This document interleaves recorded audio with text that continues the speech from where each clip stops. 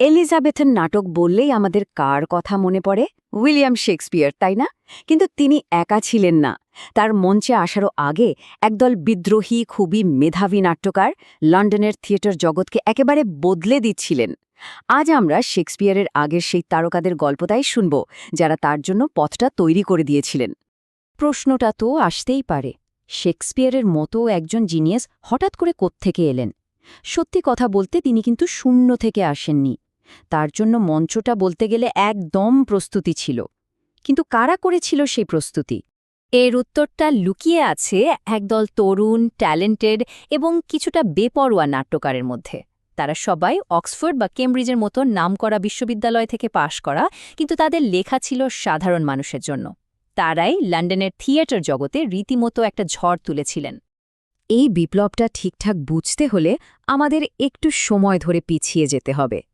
সেই সময় লন্ডনের মঞ্চে, মানে শেক্সপিয়ারের ঠিক আগের যুগে, যখন নাটক ছিল কিন্তু তাতে তেমন কোনো প্রাণ ছিল না।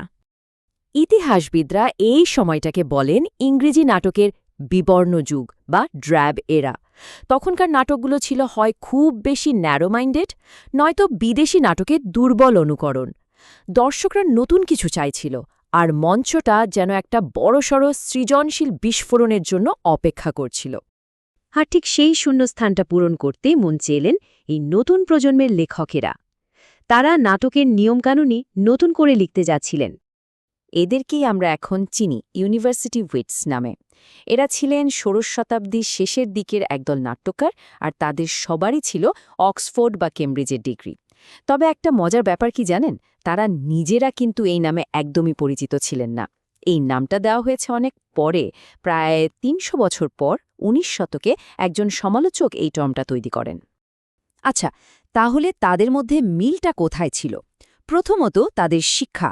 সবাই বিশ্ববিদ্যালয়ে শিক্ষিত এবং ১৫৮০ দশকে লন্ডনে কাজ শুরু করেন। কিন্তু সবচেয়ে জরুরি বিষয়টা হলো তাদের লেখার ধরন। তারা গ্রিক আর রোমান নাটকের বড় বড় থিম আর কাঠামোর সাথে ইংল্যান্ডের নিজস্ব লোকনাট্যের প্রাণবন্ত ভাষাকে মিশিয়ে দিয়েছিলেন। তারা পণ্ডিতদের জন্য লিখছিলেন না, লিখছিলেন সাধারণ দর্শকদের জন্য। আর এটাই শেক্সপিয়ারের জন্য দরজাটা খুলে দিয়েছিল। এই পুরো দলটার মধ্যে দুজন ছিলেন সবচেয়ে উজ্জ্বল নক্ষত্র, যারা আক্ষরিক অর্থে পথ দেখিয়েছিলেন। চলুন তাদের কথা এবার একটু আলাদাভাবে জেনে নেওয়া যাক। প্রথমে আসি ক্রিস্টোফার মার্লোর কথায়। অনেকেই বিশ্বাস করেন তিনি যদি অত অল্প বয়সে মারা না যেতেন, তাহলে হয়তো শেক্সপিয়ারের সবচেয়ে বড় প্রতিদ্বন্দ্বী হয়ে উঠতেন। তাকেই বলা হয় শেক্সপিয়ার পূর্ব যুগের সবচেয়ে প্রভাবশালী নাট্যকার। মার্লোর সবচেয়ে বড় অবদান ছিল ব্ল্যাঙ্ক ভার্স বা অমিত্রাক্ষর ছন্দকে নাটকের প্রধান ভাষা হিসেবে প্রতিষ্ঠা করা। এটা এমন এক ছন্দ যা শুনতে অনেকটা সাধারণ কথাবার্তার মতো, কিন্তু এর ভেতরে একটা কাব্যিক আবেগ আর শক্তি আছে। তার লেখা লাইনগুলো এতটাই জোরালো ছিল যে সেগুলো মার্লোজ মাইটি লাইন নামে পরিচিত হয়ে যায় এবং এলিজাবেথার নাটকের মূল ভিত্তি হয়ে ওঠে। তার লাইনের শক্তিটা শুধু একবার ভাবুন। তার বিখ্যাত নাটক ডক্টর ফস্টাসের এই একটা উক্তি শুনলেই বোঝা যায় তার ভাষা কতটা শক্তিশালী, কাব্যিক এবং নাটকীয় হতে পারত। কিন্তু মার্লোর নাটকের থেকেও বেশি নাটকীয় ছিল তার নিজের জীবন। তিনি শুধু একজন নাট্যকারই ছিলেন না, শোনা যায় তিনি নাকি রানী এলিজাবেথের একজন সরকারি গুপ্তচর হিসেবেও কাজ করতেন। তার রহস্যময় জীবন আর মৃত্যুটা আজও ইতিহাসবিদদের কাছে একটা বড়সড় ধাঁধা। মার্লো যেখানে ভাষার ওপর জোর দিয়েছিলেন, টমাস কিড সেখানে জোর দিয়েছিলেন প্লটের ওপর। তাকে বলা হয় প্রতিশোধের স্থপতি, কারণ তিনি মঞ্চে এক নতুন, রক্তক্ষয়ী এবং সাংঘাতিক জনপ্রিয় ধারার জন্ম দিয়েছিলেন। কিড রিভেঞ্জ ট্র্যাজেডি বা প্রতিশোধমূলক নাটক নামে একটা নতুন জনরাকে জনপ্রিয় করে তোলেন। এই ধরনের নাটকে একজন হিরো তার ওপর হওয়া কোনো অন্যায়ের প্রতিশোধ নিতে মরিয়া হয়ে ওঠে, আর এর সাথে মিশে থাকে খুন, উন্মাদনা এবং জটিল সব ষড়যন্ত্রের জাল। তার বিখ্যাত নাটক দ্য স্প্যানিশ ট্র্যাজেডি এই ধারার ভিত্তি তৈরি করে দেয়।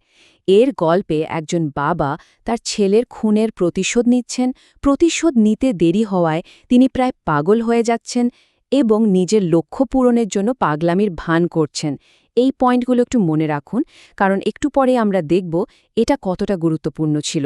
নাটকটা সেই সময় যে কী পরিমাণ জনপ্রিয় হয়েছিল তা ভাবা যায় না। ইউনিভার্সিটি উইটসরা তো মঞ্চকে একেবারে গরম করে তুলেছিল।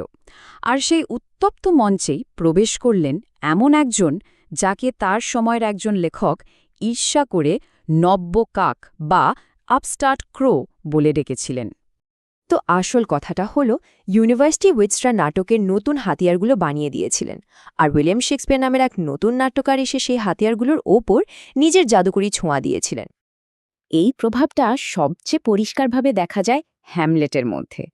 কিডের দ্য স্প্যানিশ ট্র্যাজেডি আর শেক্সপিয়ারের হ্যামলেটের প্লট যদি পাশাপাশি রাখা হয় তাহলে দেখা যাবে কি সাংঘাতিক মিল।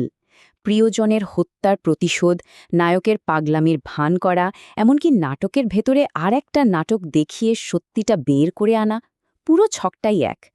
শেক্সপিয়ার আসলে কিডের তৈরি করা এই কাঠামোটাকেই নিয়েছিলেন এবং তাতে যোগ করেছিলেন এক অবিশ্বাস্য মনস্তাত্ত্বিক গভীরতা। শুধু ট্র্যাজেডি নয়, ইতিহাসভিত্তিক নাটকের ক্ষেত্রেও একই ব্যাপার।